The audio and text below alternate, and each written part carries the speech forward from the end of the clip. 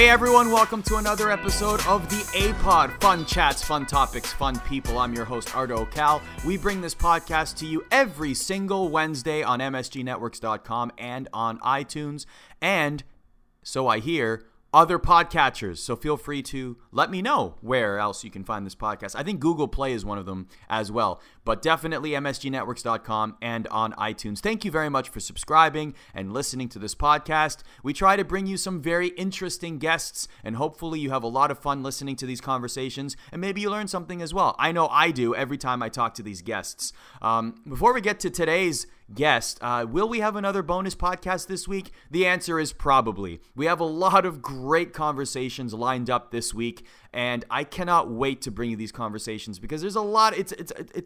It covers the whole spectrum. I know we do a lot of hockey on this podcast, but we also have some great broadcasters, athletes, and even celebrities, I guess is the best way to put it. We're going to have some great guests coming up in the future, so please keep it locked here on the Apod. I want to give a shout out to everyone who comes out to Rangerstown Square. It's been a lot of fun, especially the second round here, meeting all of you Ranger fans as they play the Senators in the second round of the Stanley Cup playoffs. A lot of you have congregated outside Rangerstown Square to watch the viewing parties, and you can watch the game with your fellow Blue Shirts fans, and it's a lot of fun. The passion is contagious. Let's put it that way. And of course, there's been some great alumni. We've had a chance to talk with the likes of Colton Orr. We did a great Q&A there. He had a great story about getting a text message from somebody he knew he had to fight in the game the next day. And he said that person said, I'm going to try out a new move on the ice.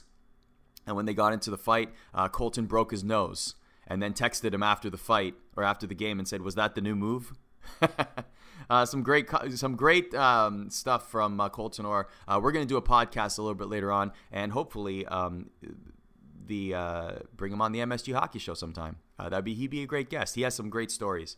The day before that, or the game before that, we had a panel with Ron Greschner, Brian Mullen, and Ron Duguay.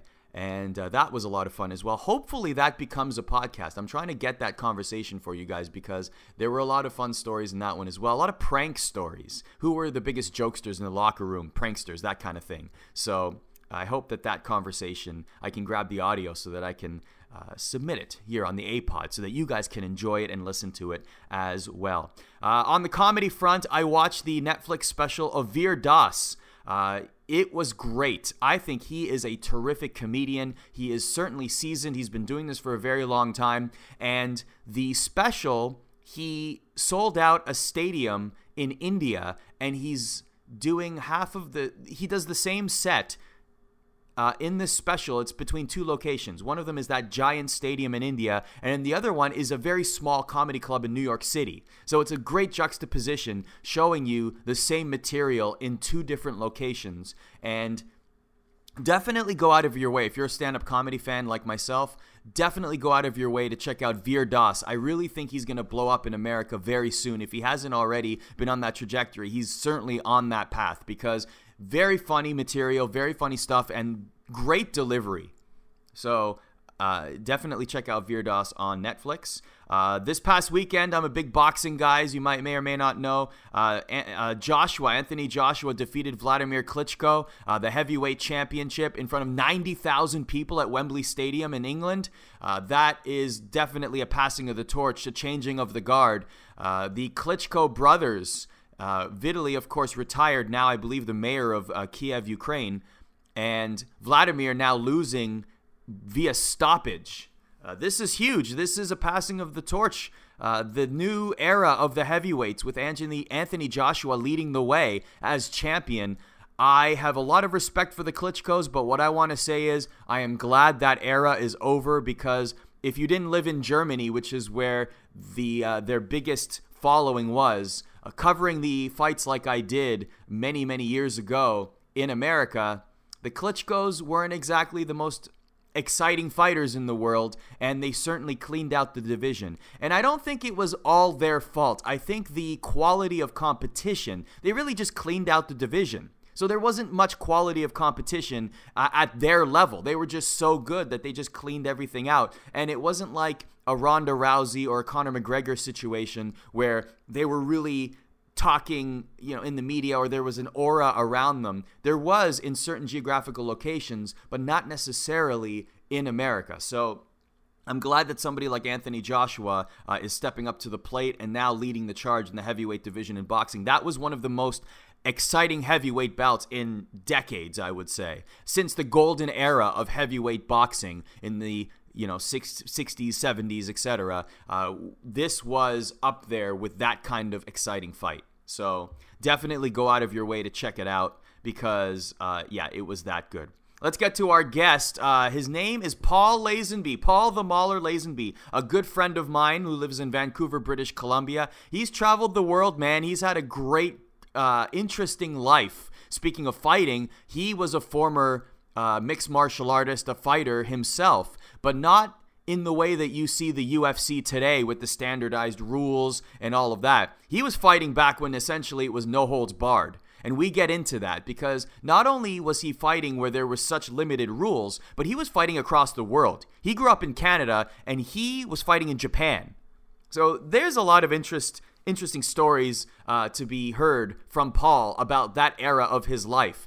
He was chasing the dream to become a professional wrestler. We get into that a little bit as well. But we really dive into two things in this interview. The first one is that he is a stunt actor. So he has done a lot of stunt work for many movies and TV shows that you would have heard of. And we get into that in the interview. How does the stunt position work? What do stunt actors and stunt performers do? How do you become a stunt actor and stunt performer? So if you've ever been curious about that part of the filmmaking or television show making process, this conversation is definitely for you.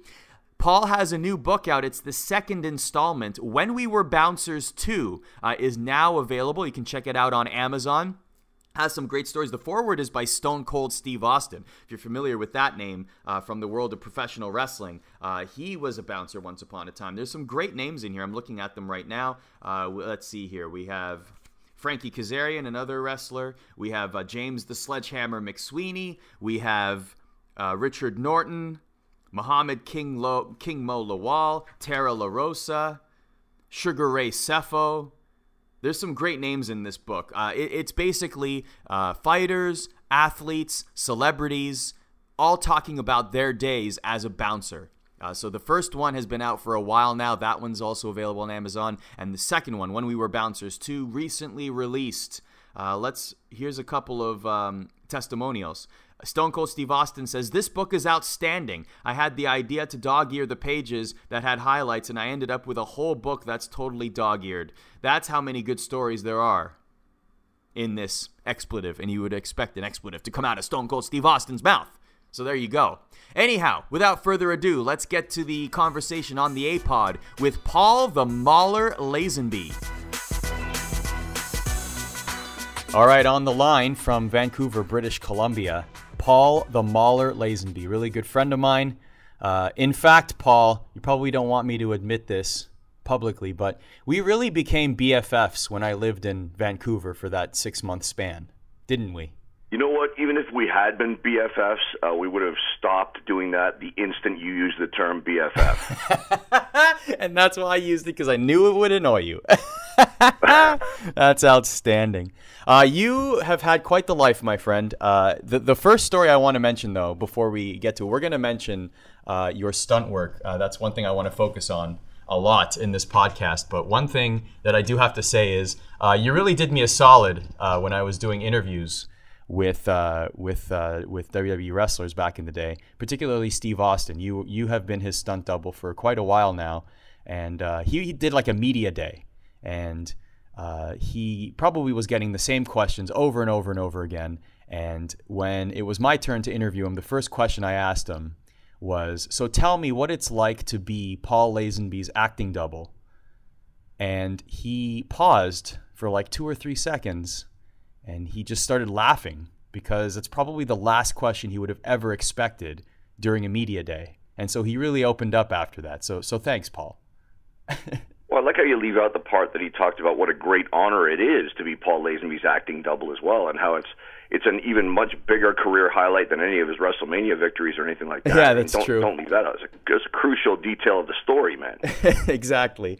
What an honor it is for him to be Paul Lazenby's acting double. And, you know, you went He's through such a lot lucky of... guy. He really is. He is, and he went through a lot of auditions, too. Like, Steve wasn't the first choice, was he?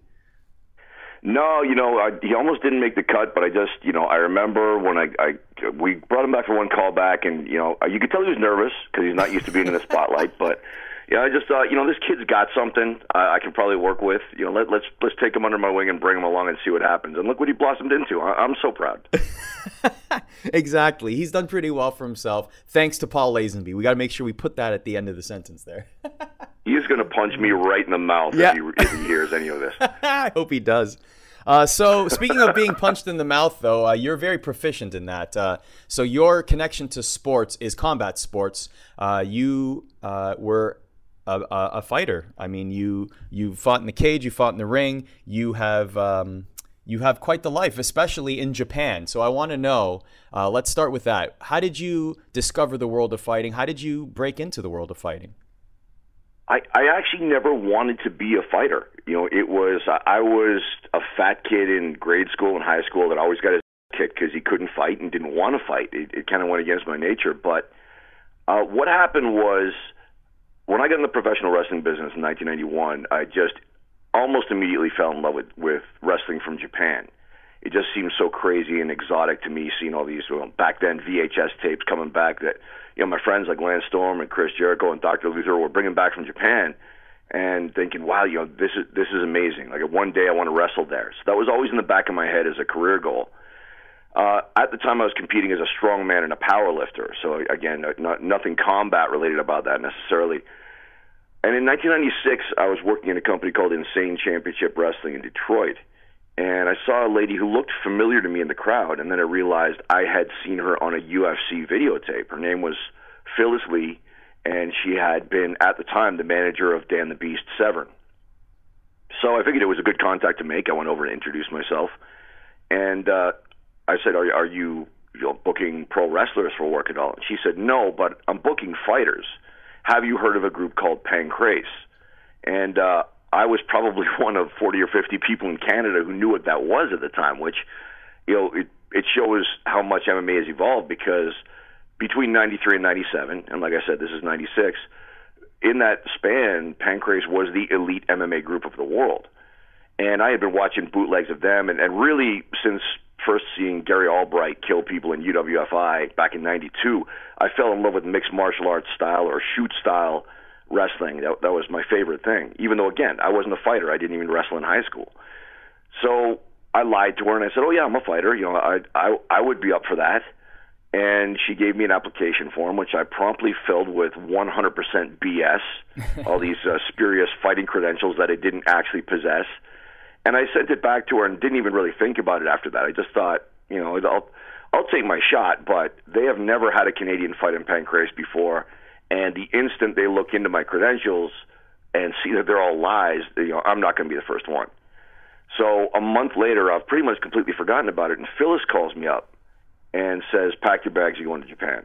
And so my very first combat sport fight of any type was in front of 10,000 people at Tokyo Bay NK Hall against the guy who I had put down as my favorite fighter, Ryushi Yanagazawa.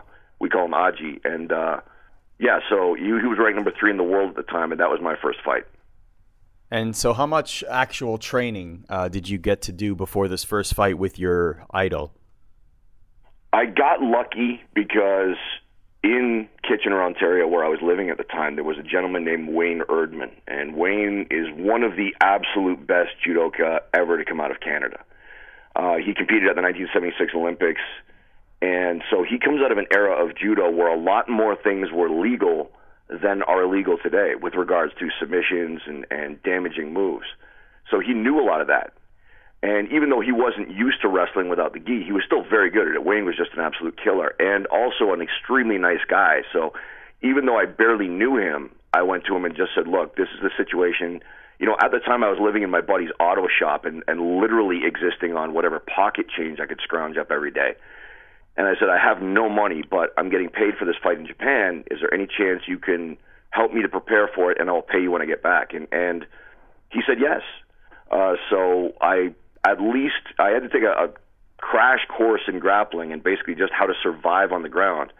But what I was able to pick up from Wayne, combined with the fact that from my powerlifting background and my strongman background, I was at least physically stronger than the guys that I would be facing in Japan, that was enough to at least keep me from dying. I was going to say, because, I mean, it takes years and years and years to even get a good understanding of mixed martial arts today. And here you are filling out an application, and a few months later, or whatever it is, fighting one of the top guys in the world. Luckily you found Wayne. Otherwise, I mean, what would you have done?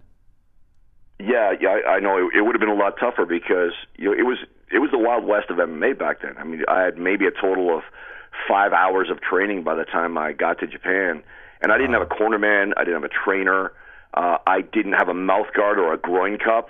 I didn't know what the hell I was doing. I wasn't even asked for a blood test. It was just insanity. The fact that I totally didn't belong there, but I'm in there with the number 3 guy in the world. And so take me into that plane ride. Like take me into that moment. You know, you're flying to Japan. You have this such little experience under your belt in fighting, and I mean, are you nervous? Do you think that this is going to lead to a viable career? Like, what are you thinking on this plane ride? I've got to correct you on one thing. I got no experience. None. Okay, so none. Except for street fights. What I was basically thinking is I have nothing to lose. I mean, I've always, since I was a little kid, I've always wanted to have a broad range of experience. I wanted to experience a lot of things and do crazy stuff and have. I used to be jealous of people who had stories because I was an introverted kid and I didn't do anything of note until I was 17. So I would hear these kids who were on the football team or who went to LA or to Florida for spring break, and they'd come back with stories. And I used to be jealous and I'd think, I want stories.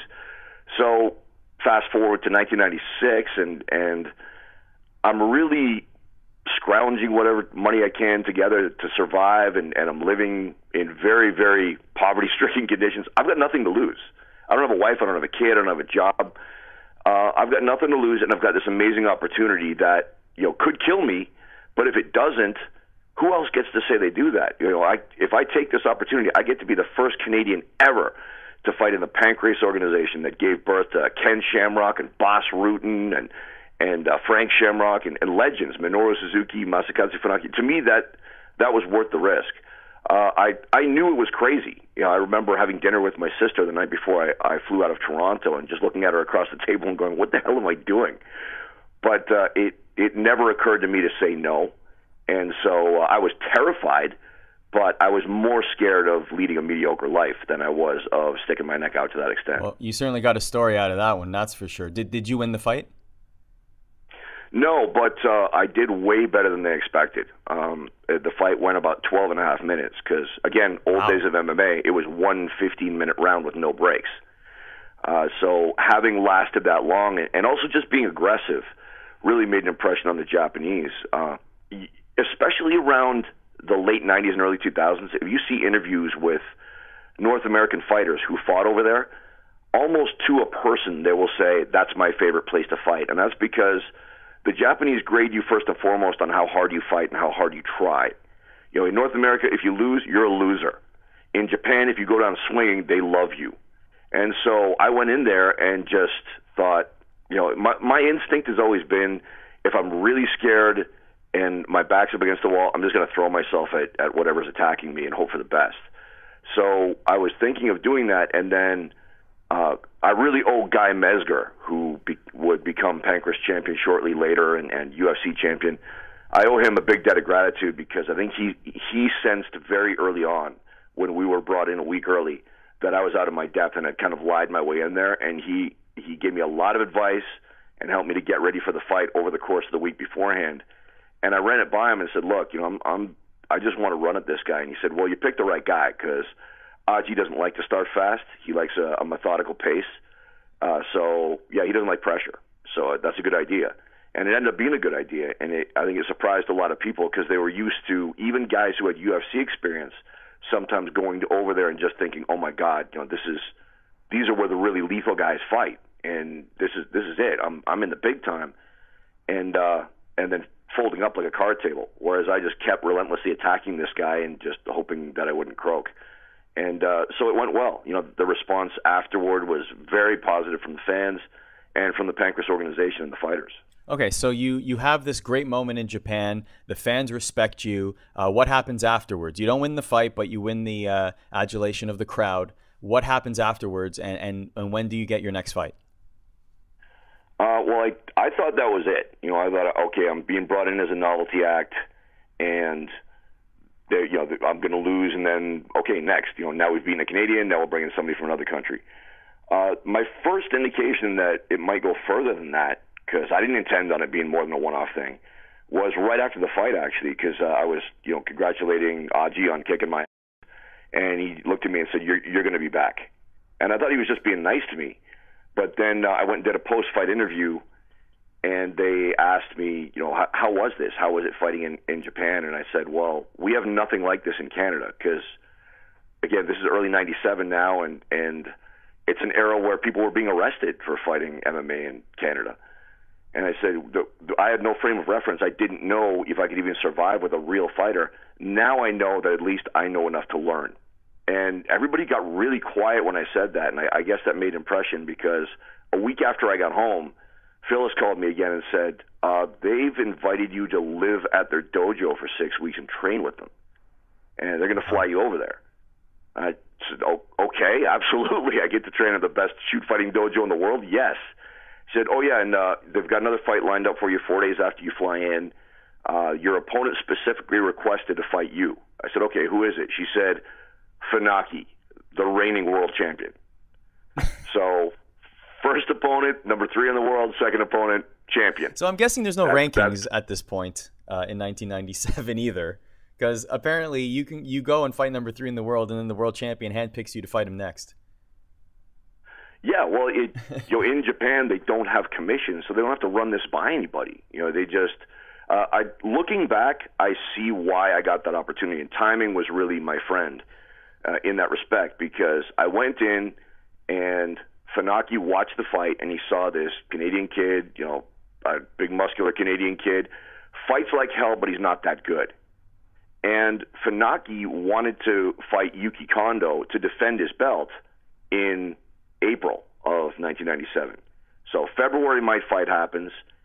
Funaki wants to fight Kondo in April, which is a fight they want to hype and really push to try to sell some tickets.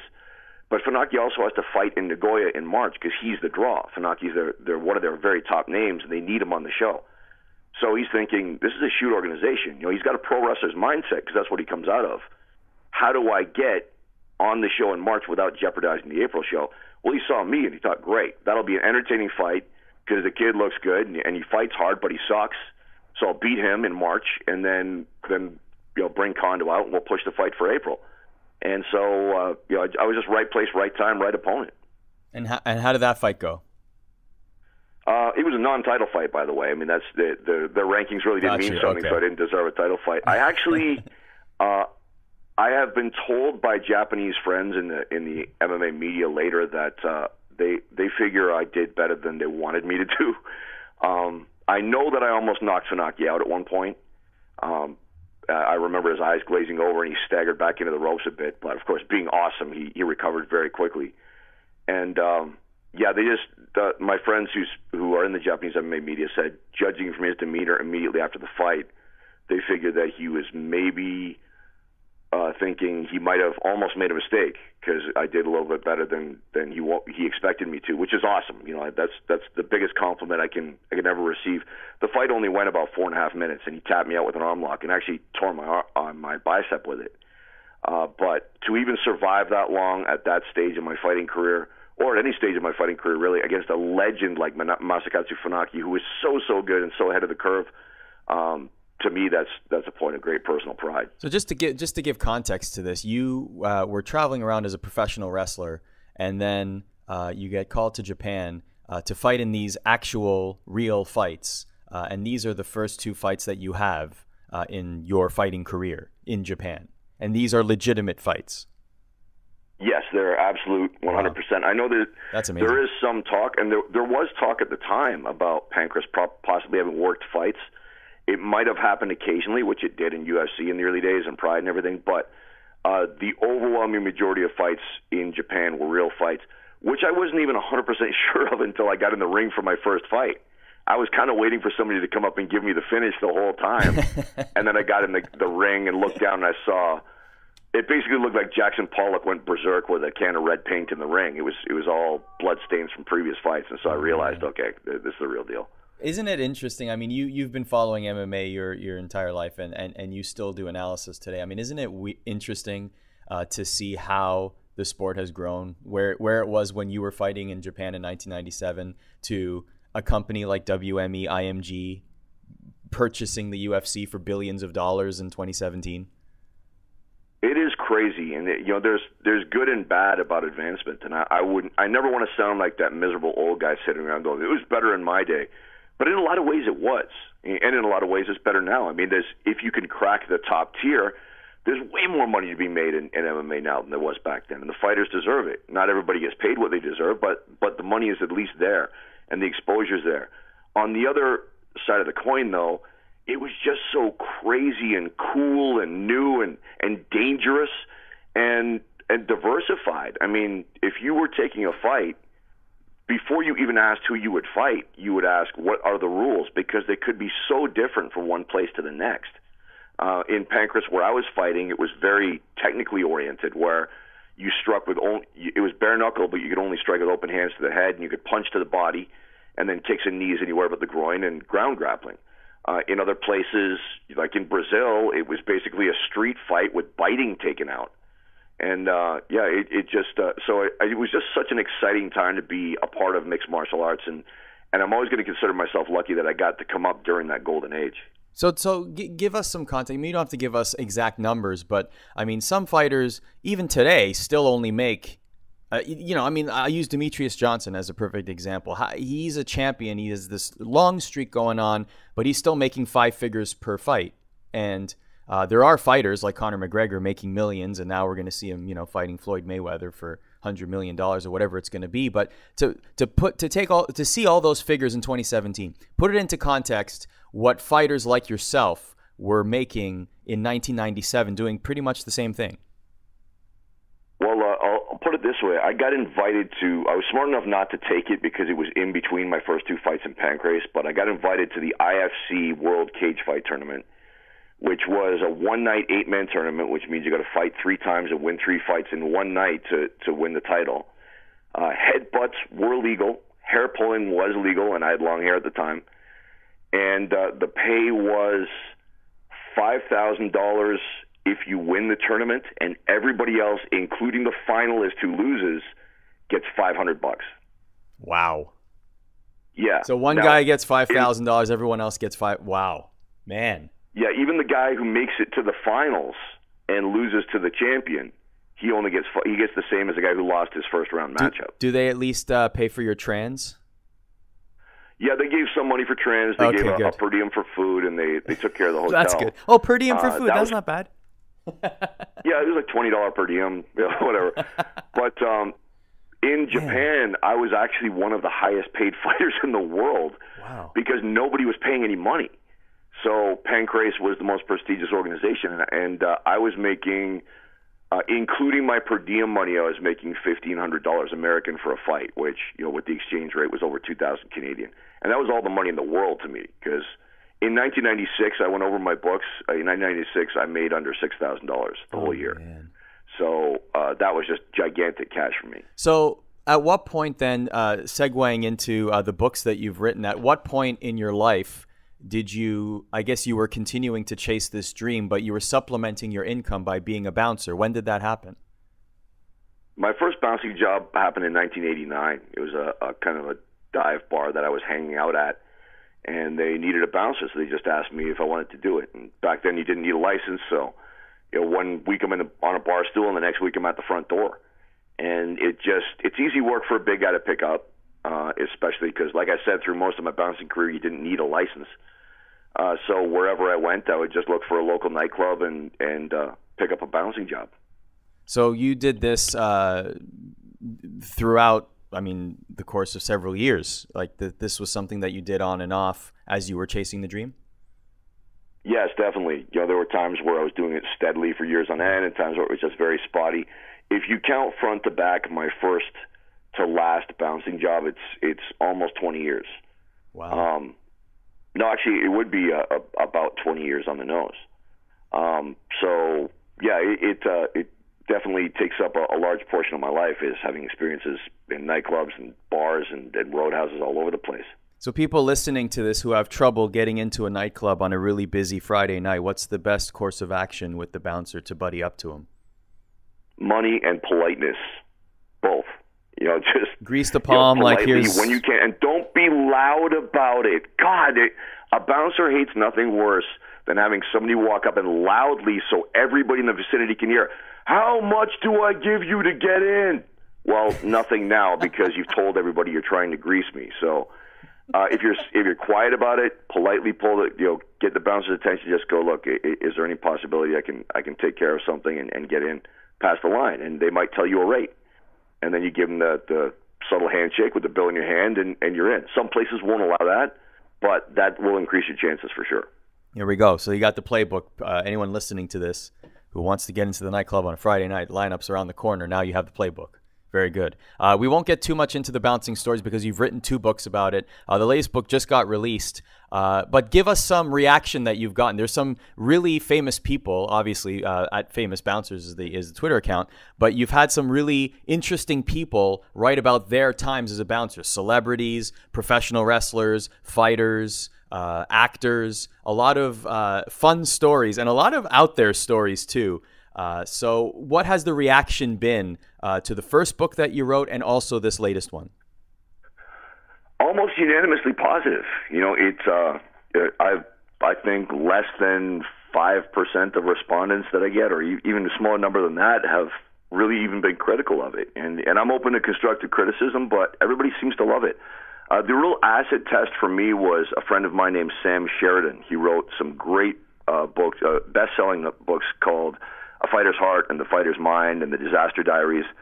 And he's a very talented author, and he's also got all the subtlety of a sledgehammer to the forehead. So I like bouncing ideas off him because I might get my feelings hurt, but I'll get an honest answer and I'll get suggestions to improve it. So when I ran the idea by Sam and he immediately said, "Dude, that's a fantastic idea," then I knew I was onto something. Who, through your research and through your interviews with all of these people who have bounced in their life, who surprised you that they were actually a bouncer once upon a time? I got to say, Adam Copeland, Edge from WWE. He's always been such a laid back guy that I was kind of surprised to hear that he had been a bouncer. In fact, it was funny because I was talking about the book with Steve Austin, and he had his glasses on at the time, and I said, "Yeah," and so I got this guy, and I got Edge, and he stops and he looks at me over his glasses and he goes, "Edge was a bouncer, really?" Great. The female bouncers kind of surprised me a bit because you don't run into them too often. Whenever I ran a crew, it was the first thing I would do is look for a good female bouncer because they fulfill a task that no male bouncer, no matter how good he is, can fulfill, and they're very difficult to find. So I was happy to get people like Monique Ganderton, who's an actress and a stunt double for people like Famke Janssen and Nicole Kidman, and Haley Boyle, who's a 6'2", 240-pound stand-up comedian. They provided some fantastic stories too.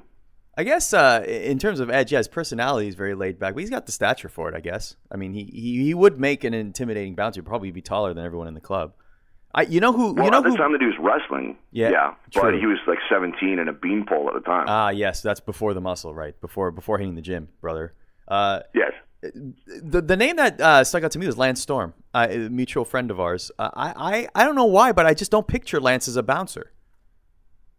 No, and it is hard to picture Lance as a bouncer because his persona is very much like what you see on television.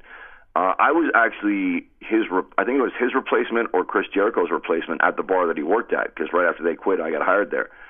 But yeah, I mean, it was a matter of they needed to make money as they were getting off the ground with their career, and so Lance and Chris were both bouncing there at the same time. But I don't think he was there very long. I think as soon as he was able to pack that job in, he got out of there. So you mentioned Monique earlier, who is a stunt double. You are a stunt worker as well, and you live in Vancouver, British Columbia, which a lot of people call Hollywood North. A lot of TV shows and films being created and worked on there. I want to get into this world because I find it very fascinating. So first of all, for you, how did you transition into the world of stunts, and when did this happen? That happened in 2000, the year 2000. I had just come to the realization that pro wrestling wasn't going to work out for me. I had moved from Kitchener to Vancouver, moved in with my buddy Dr. Luther as a last stab at making it as a pro wrestler. And there was more wrestling going on in BC than in Ontario at the time. So I came out here and I was doing that, and I just came to the realization that, I think that window is closed on me. So, not to interrupt you, I just want to just to give context. What's that? Even just to give context, so you were taking these fights in Japan, but was the ultimate dream to be a pro wrestler and to make it to WWE or being a primary income as a professional wrestler? Was that always the big dream?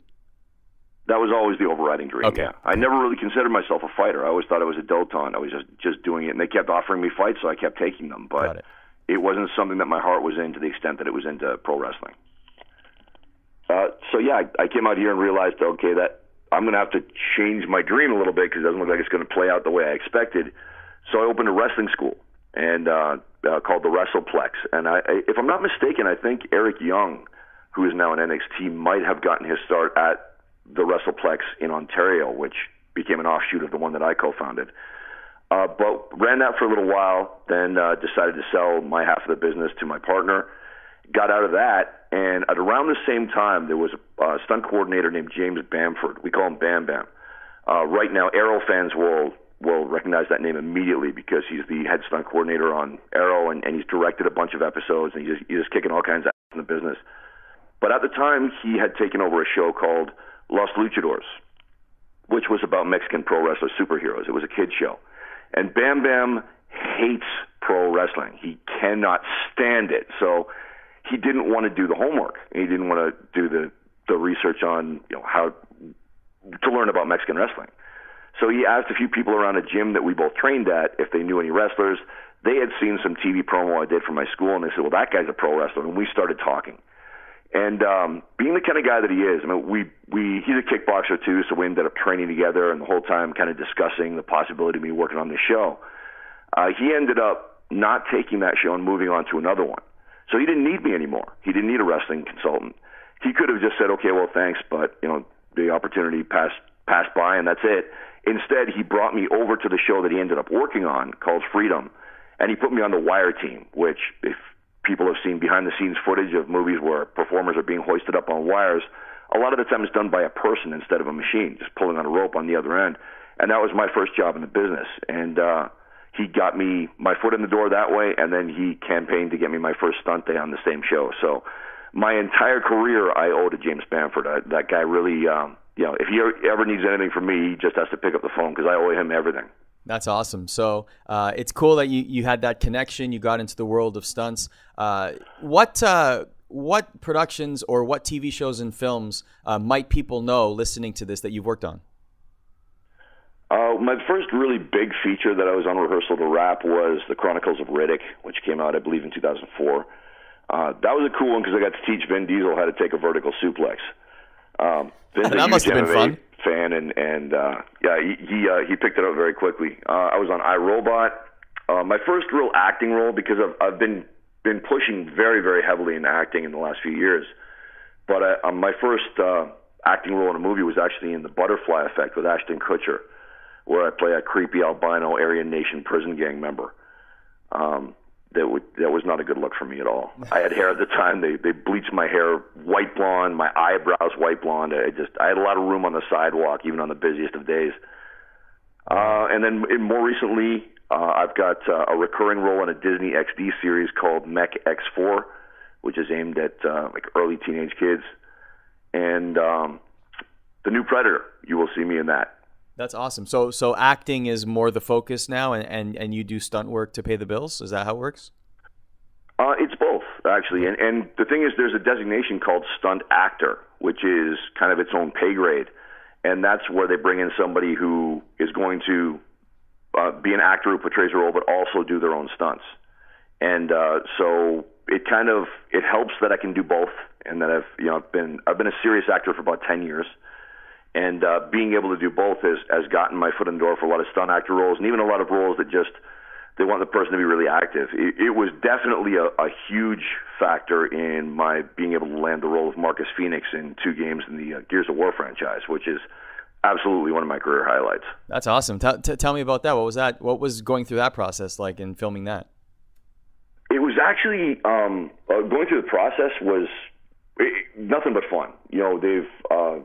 Their directors, their whole crew, the Coalition Studio and Animatrix Studio, which are involved in making the games.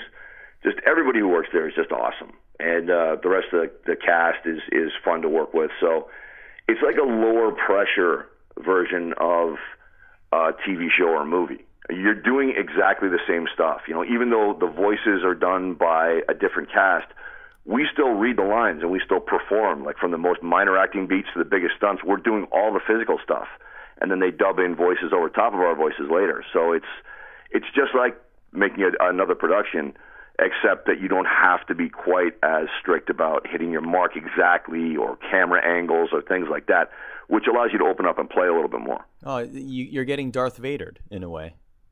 I always felt bad for that actor. Yeah, the original Star Wars, the guy in the Darth Vader suit obviously wasn't James Earl Jones, and he didn't, his voice, he read the lines, and his voice wasn't, I guess they didn't like his voice to match the character, so they brought in James Earl Jones to reread all the lines. Yeah, that was David Prowse, I believe. Yeah. I think he was English weightlifting champ. But yeah, it is funny how you can do. I don't want this to come out the wrong way. It struck me as kind of funny that I'll look on San Diego Comic-Con and go, here it is, the cast of Gears of War. And you know what? They're awesome. They're all fantastic voice actors. I do voice acting too, so I know how there's a lot more to it than people realize. And they do a fantastic job, and they deserve to get credit for it. But it's always put forth as, this is the cast of Gears of War, and then the people who do all the physical stuff, maybe not as much attention. But at the end of the day, they don't owe me anything beyond having my checks clear, and they always have.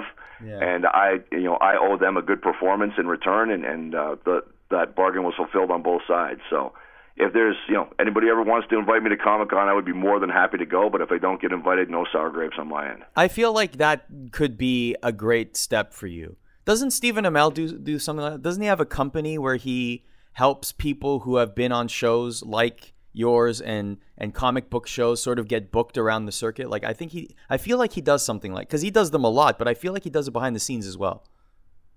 I'm not sure. We'll talk about that later. Really, that'll be I never asked him about that.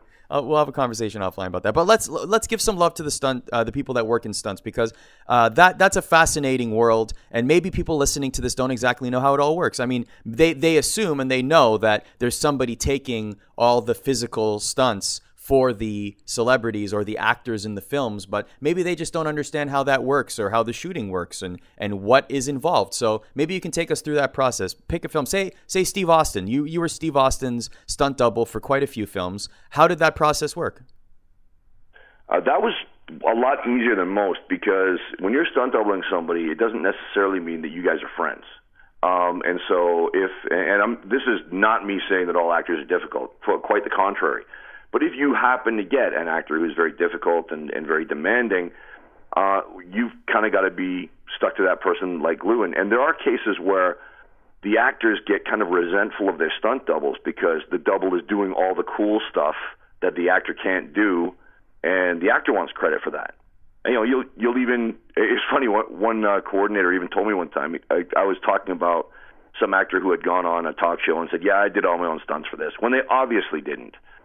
And the coordinator said, yeah, that's part of what we get paid for. It's not just for taking the risks. It's not just for doing the training and hitting the ground and beating ourselves up. It's for sitting down and being quiet when that gets said as well. That's part of our job. And but in the case of working with Steve, first of all, I mean, he's Steve Austin, so he's doing all his own fight action. I'm not just blowing smoke. I would get in and I would go through a fight scene once or twice, just in case there's one or two particular techniques they need done a certain way that is more camera friendly. But Steve would do like 95% of all of his fight stuff, and then I would do the bigger, dangerous stuff that, if I get hurt, okay, they find a new double, because if Steve gets hurt doing the same thing, they lose their movie. So it was an absolute, if I had to pick one singular highlight of my career, it would have been my run doubling Steve, because it was fun. Even when it was hard, it was easy. And Steve's just an awesome dude to hang out with. So if you're on set with him 12, 13 hours a day, then it's not anything like a chore. When a stunt double is being selected, now, in the case of you and Steve Austin, you two have a similar look already. Like, you both have shaved heads, you both have goatees. So, similar body types, I guess, if you put clothes on you guys. Like, you are very much a passable stunt double to Steve Austin. But what about in situations where it's not? Like, I get there's makeup and wigs and whatever, but how much consideration is put into, we have this actor and we have to find somebody that looks similar to this actor in order to be their stunt double? Is that a big consideration? It's huge. And in the case of myself and Steve, it was kind of just a happy accident that we both seem to be busted up in similar ways. So even our body language is similar. But you really do want to match it as closely as possible. Now, there are times where, because of the skills required for the particular stunt, you might have to use somebody who doesn't look a lot like the actor, and you got to try to make it work as much as you can with camera work and with makeup and wigs and wardrobe, like you said. But, especially things like driving, there are really, really good precision drivers are relatively thin on the ground. So you might have to even use a man for a woman if you're completely stuck and nobody else is available or something like that. So it just depends on the circumstances, but generally they do try to match things up as closely as possible. So what's a typical shooting day like for a stunt worker? There is no typical shooting day, really. I mean, it really depends. There are days that are quite easy where, you're just getting punched in the face and falling on your back. And so you show up and you hang out, you BS with your friends, drink coffee, and then you do your one scene, get punched in the face, fall down, go home. Easy day. There are other days where you drive to set thinking, okay, my life is in the hands of several people today, and if one of them doesn't do their job properly, I might die, and then everything in between.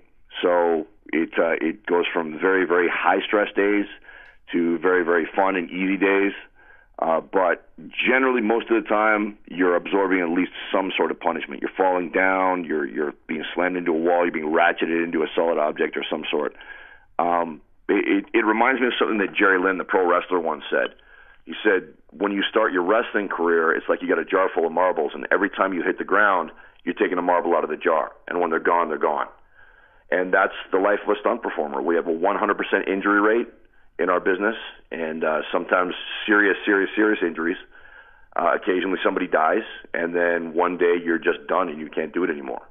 What, just to give people context on how hard you guys are indeed working, and also how much of a toll it is on your body, even on one day. How often do you do a stunt just once versus repeating the stunt over and over to get the right shot or the right look? Well, I'm glad you brought that up, because one of the very first pieces of advice that James Bamford gave me was, don't agree to do something that you can't do 15 times in a row. If you can flip on your back on concrete and land and knock the wind out of yourself, and you're tough enough that you can do that once or twice, that's great. But they're probably going to ask you to do it 7, 8, 9, 10 times. They might ask you to do it in your underwear outside in the freezing cold. You got to factor all this stuff into play. So, yeah, there is a lot of repetition. It's very, very rare that you get what we call a oneer, where you do the stunt once. And generally, if it's a gag that is very complicated and very difficult to put together and has a very high probability of disaster, then they're going to put about 9 or 10 cameras on it with that in mind, is that we got to get as much footage as we can because this is only one time. But that's an atypical thing. Generally, you are going to have to do it repeatedly.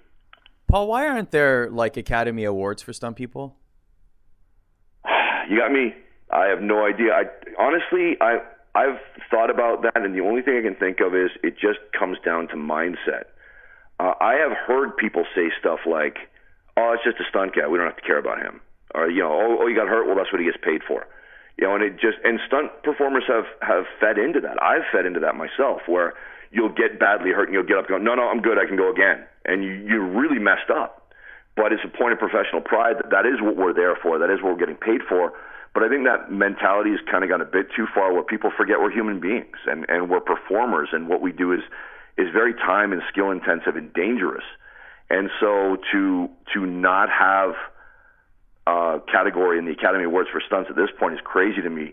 One good example of that mindset, and again, I don't mean to vilify who I'm about to talk about at all. I don't think that he had any bad intentions in this, but I was reading a book on what's called foundation training. It's a form of lower back rehabilitation training.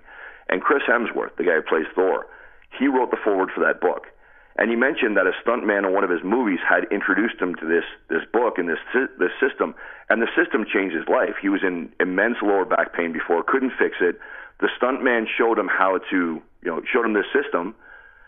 He turned his life around with it. He's relatively pain-free. He's great now. He referred to that guy as the stuntman more than once in the introduction. Never mentioned him by name. And this is a guy who changed his life. Like, I do that same kind of training. It has helped me a lot. I can tell you, Dr. Nigel Liang is the guy who put me onto it, because he changed my life. And so but I think that's the mindset. It's like, that's a stunt guy. He's like a piece of equipment on the movie, or that's a stunt girl. They're just like a piece of equipment.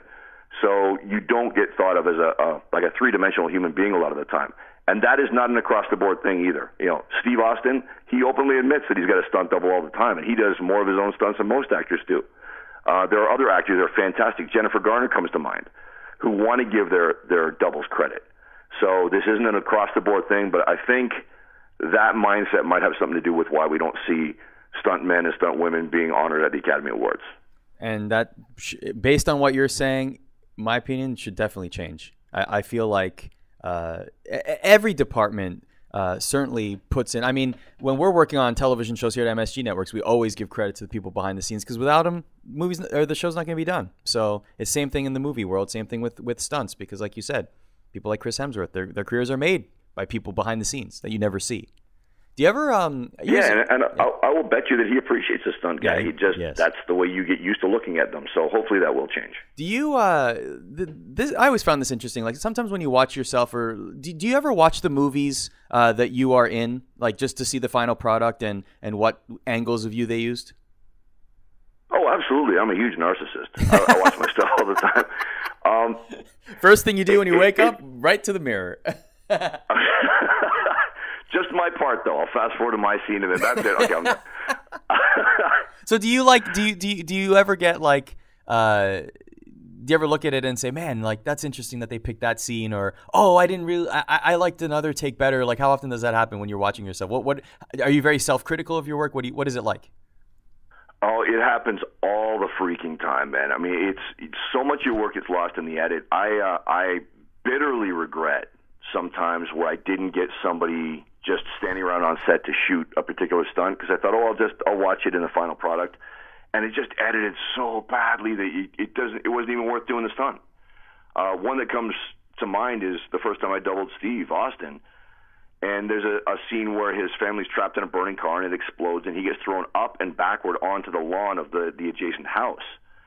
And I had to actually do that, and I almost broke my neck just rehearsing for it into pads. And then on the day, I got thrown straight up 7 feet, back about 20 feet, landed on my head on the lawn behind me, managed to do it without dying, with a big fireball shooting in my face.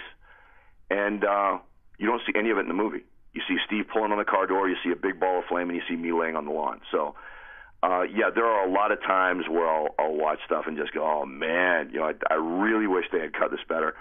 But there are other times where they absolutely do a fantastic job in the edit process, and it looks great. So you're always keeping your fingers crossed and watch your own footage. And since I've started acting, I'm more inclined to watch my stuff anyway, because there's a lot of more subtle stuff that is going on with a lot of the jobs I get now that I need to watch as well. Are there any famous stories involving, I remember movies from, say, 20, 30 years ago where you could definitely tell, maybe it was an Eddie Murphy movie or some movie where there was a stunt double used, and they even see their face, and it's like this is not the same human being, and I can see this in the film, and now my reality has been suspended. Like, are there any famous stories, in circles, or even something that you've seen that you just chuckle at whenever you get reminded of it?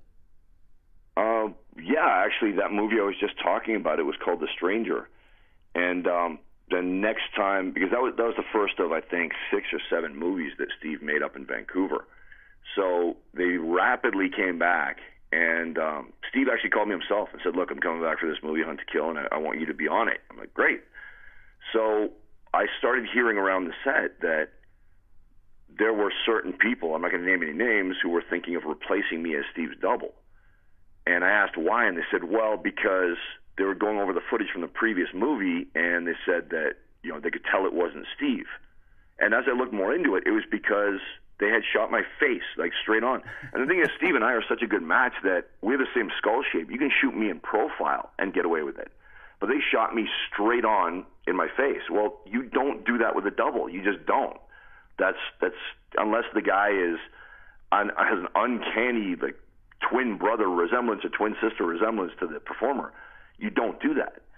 So, I kind of got bit in the ass by something that wasn't really my fault at all. But thankfully, I actually brought it up with Steve and just went, look, just so you know, if you get told I wasn't available and I had to leave this show, it's not true. There's something going on, and I may not be here tomorrow. And he got me to tell him the whole thing, and then he just said, look, if anybody tells you you're not coming to work, you tell them to talk to me. And had my back immediately. So it worked out, thankfully. That's so cool to hear, because it's such a cutthroat business, and to have people in your corner like that's really cool. Especially Steve Austin, who would have all the clout to keep you there, right? I mean, that's a cool move. That's cool.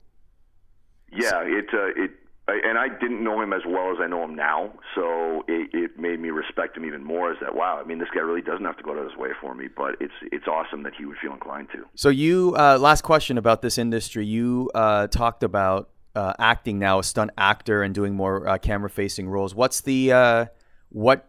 is the end game? What in Paul Lazenby's new dream job, what would that be? Well, I'm doing it right now. But I'm just acknowledging the inevitability that sooner or later I'm not going to be able to hit the ground. I think if I keep doing what I'm doing training-wise, my health is in an exceptional state right now, so I could do this for another 5-6 years at least. But at the same time, you can't fall down forever. So you've got to be able to do something else in the industry. And, I still work on wire teams once in a while, and I'm definitely doing, I've got like 91 acting credits on my resume now. I've been hitting that really hard for the last 10 years.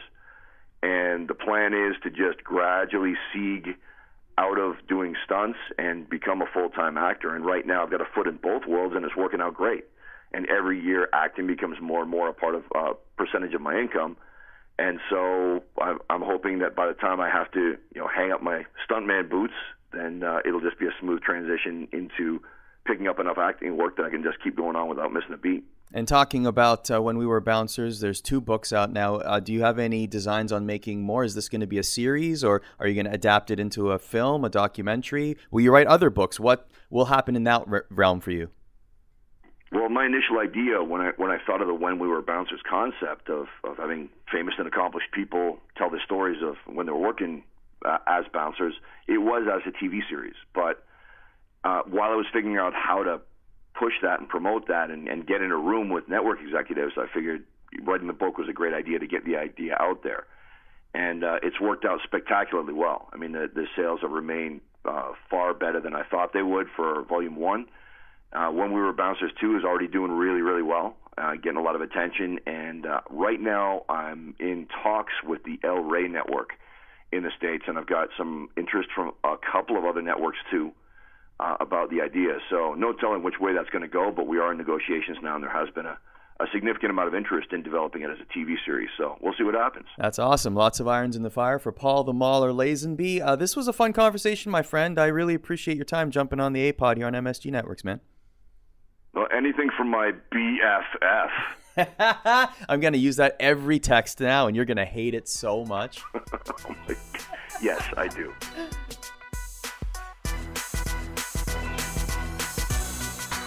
So there it is, another great conversation here on the Apod, this time with Paul the Mauler Lazenby. Thank you, Paul, for taking taking time out of your busy schedule to tell us all about the world of stunt acting and your book, When We Were Bouncers Too. There should be an award at the Oscars for stunt work. Let's make that happen. Let's start a petition or something. I don't know. We gotta go talk to the Academy and make sure that happens. Don't forget, this podcast drops every single Wednesday on msgnetworks.com and on iTunes. Will there be bonus episodes like there have been the last several weeks? Probably. We've got a lot of interviews that we want to share with you, so be sure to keep checking out this feed because more interviews will be coming here on the Apod. Hashtag Arda's Words on the blog every single Monday on msgnetworks.com. I'm trying out a list format, sort of 5 things that were amazing, fun, and awesome this past week, including a lot from the Stanley Cup playoffs, especially the Edmonton Oilers fans. Hashtag Orange Crush. Oh man, did they ever step up in a big way before Game 3, particularly with the national anthems. So you can check that out at msgnetworks.com. And a shout out to Han, Humpty, and Canty, who are back on MSG Networks for the summer. They are on ESPN Radio every day, and they have returned to MSG Networks. It's going to be a simulcast. So congratulations to that team, Han, Humpty, and Canty, back on MSG Networks. That is really cool. So apparently it's going to be a live cast from 10 to 1, and then there's going to be a 2-hour best of at 7 Eastern every single day, Monday to Thursday, I believe, on MSG Networks. So a big shout out to them. And a big shout out to you for listening to the Apod. Really appreciate it. Thanks for subscribing, leaving a rating and a review on iTunes, and be sure to check back because we're probably going to have some bonus guests again this week. But until then, have a great week, everyone.